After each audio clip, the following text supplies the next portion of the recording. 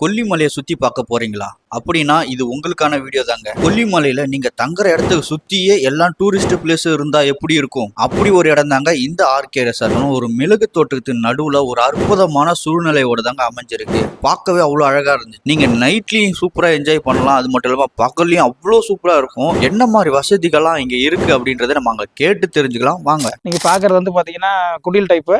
இங்க வந்து நம்ம ரூம்ஸ் எடுத்தீங்கன்னா ஃபுட்டு, ஃபயர் கேம்ப்பு எல்லாம் நம்ம பண்ணி கொடுத்துருவோம்.